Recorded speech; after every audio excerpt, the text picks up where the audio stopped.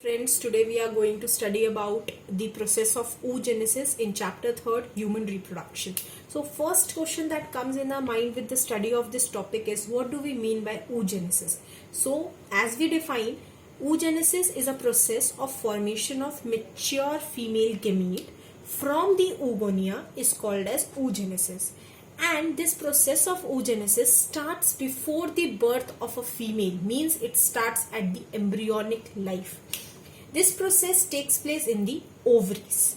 Now if we start with the process, in the ovary of the female before the birth, there are some cells called as oogonia. Now these oogonia divide mitotically to form more number of oogonia in the fetal ovary, which are undifferentiated. Now this undifferentiated oogonia undergoes the process of differentiation and enters into the cycle called meiosis and rest at the stage of prophase 1, and they form the structure called primary oocyte.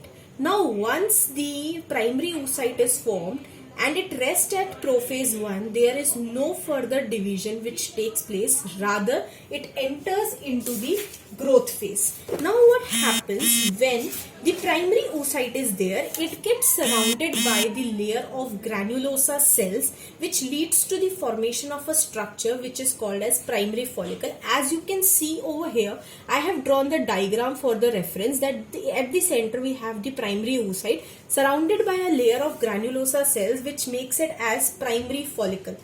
You will be surprised to know that before the birth of a female, they have more than 2 million primary follicles, but as the girl takes birth and until the attainment of the puberty, most of the primary follicles degenerate and it is left with only 60 to 80,000 of primary follicles in each ovary.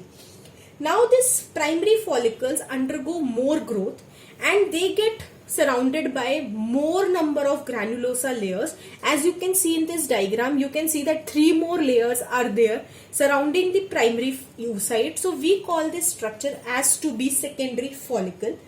Now this secondary follicle transforms into a tertiary follicle. Now what is the difference between secondary and tertiary follicle is that in the tertiary follicle there is a space is created which is filled with a fluid, and this we call it as antrum. Now this structure which is there is actually the tertiary follicle, which is having primary oocyte at the center, and the antrum is there, which is the cavity, and is surrounded by the granulosa cells. Now once the girl attains the puberty, then what happens, this tertiary follicle develops into Graafian follicle, means each tertiary follicle every month will be developing into a Graafian follicle, where the meiosis 1 will get completed, where the primary oocyte will divide and will form the secondary oocyte. Along with that, there will be the formation of first polar body. Now once the meiosis 1 is completed, there will be the process of ovulation which will take place. That is the release of the secondary oocyte along with the polar body. With this, the process of oogenesis completes.